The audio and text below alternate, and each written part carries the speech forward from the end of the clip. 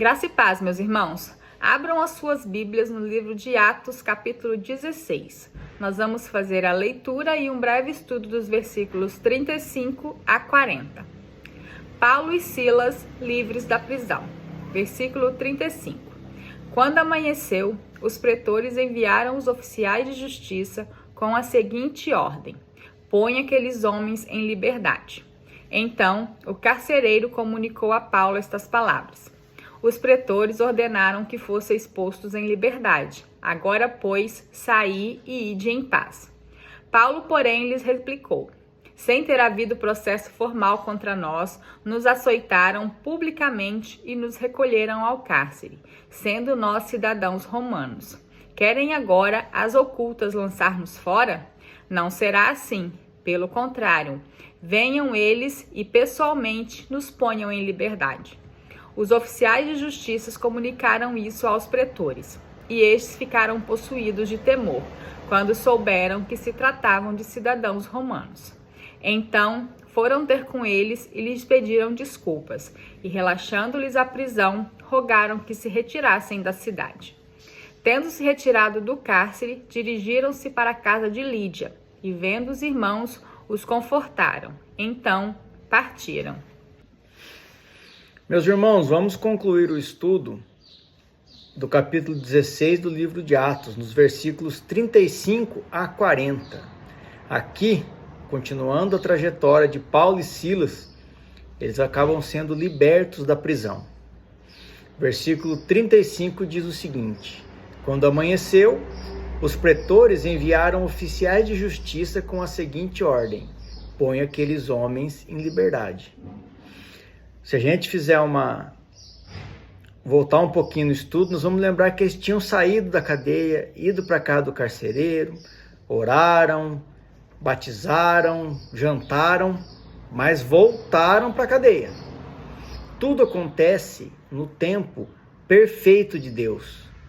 Não é no nosso tempo, é no tempo dele.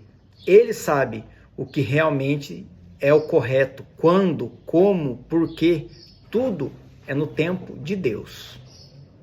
No versículo 36 diz o seguinte: então o carcereiro comunicou a Paulo estas palavras: os pretores ordenaram que fossem expostos em liberdade. Agora, pois, saí e ide em paz. Provavelmente aquele mesmo carcereiro que esteve com Paulo, que se converteu, levou para Paulo as boas notícias. Porém, no versículo 37, vamos ver o que Paulo respondeu. Paulo, porém, lhes replicou: sem ter havido processo formal contra nós, nos açoitaram publicamente e nos recolheram ao cárcere, sendo nós cidadãos romanos. Querem agora às ocultas lançar-nos fora? Não será assim, pelo contrário, venham eles e pessoalmente nos ponham em liberdade. Lembramos, meus irmãos, que Paulo, ele não era uma pessoa despreparada. Paulo, ele tinha formação rabínica. Ele era discípulo de Gamaliel, um dos maiores fariseus da época. Paulo tinha conhecimento e ele usou desse conhecimento a seu favor. Mais para frente, na continuação do estudo, nós vamos ver o desfecho total dessa história e o porquê que Paulo citou aqui nesse momento de ser um cidadão romano, de ter sido julgado injustamente. Paulo apelou para sua cidadania romana, o que o eximia de brutalidades como açoites e tortura.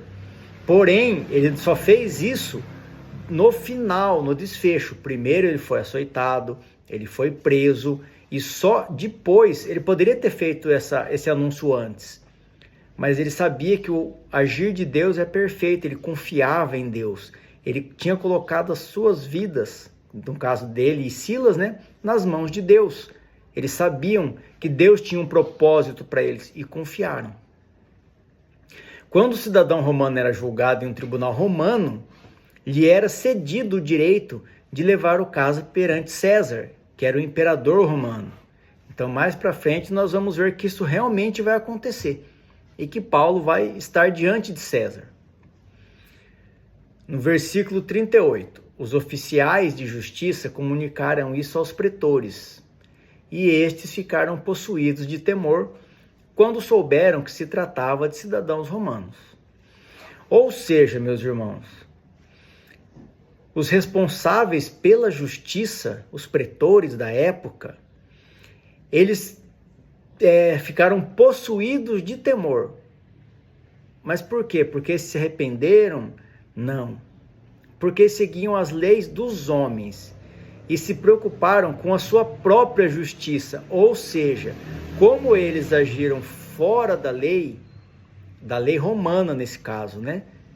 Eles poderiam eles mesmos ser presos e açoitados para pagar aquela, entre aspas, ofensa que cometeram a outros cidadãos romanos.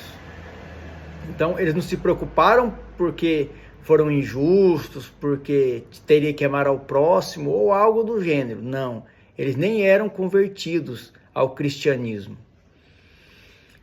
No versículo 39, então foram ter com eles e lhes pediram desculpas. Ou seja, os pretores realmente foram lá, pediram desculpas e, relaxando-lhes a prisão, rogaram que se retirassem da cidade. Então os pretores foram lá e falaram: a gente vai soltar vocês, a gente errou, vocês nos desculpem aí, mas a gente pede que vocês vão embora, que vocês não fiquem incomodando aqui na cidade. Aqui, meus irmãos, cabe nós buscarmos novamente um estudo que nós já fizemos anterior, que trata a diferença entre o remorso e o arrependimento. O remorso é um sentimento de tristeza ou pesar por algo errado que se fez, ou seja, nesse caso, os pretores até sentiram remorso. Falaram: nossa, não cumprimos a lei como deveria, agora isso pode se virar contra nós. Puxa vida, a gente devia ter visto isso antes. Esse é o remorso. Já o arrependimento é uma mudança profunda de coração e mente. Há uma mudança de atitude e abandono do pecado. Isso não aconteceu com eles, nem convertidos eles eram. Mas nós que somos cristãos, temos que ter essa distinção muito clara na nossa vida.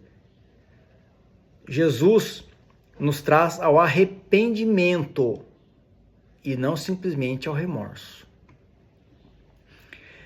Versículo 40, para encerrarmos esse capítulo, diz: tendo-se retirado do cárcere, dirigiram-se para a casa de Lídia e, vendo os irmãos, os confortaram. Então partiram.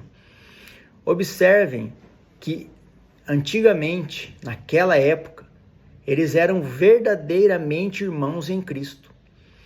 Como Paulo e Silas estavam libertos e foi orientado que eles fossem embora da cidade, se eles tivessem preocupados simplesmente com a sua própria vida, eles podiam ter simplesmente seguido seu caminho e tocado a vida em frente. Mas eles se preocuparam em voltar à casa de Lídia para encontrar com os irmãos para confortá-los. Naquela época, a dificuldade da comunicação era muito maior, não é como é hoje.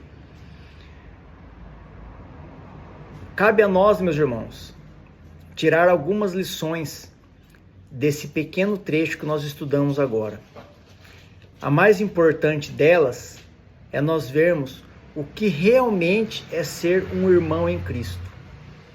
É quando nós colocamos a necessidade do outro acima da nossa. É amar ao próximo, meus irmãos, assim como Jesus Cristo nos deixou esse mandamento.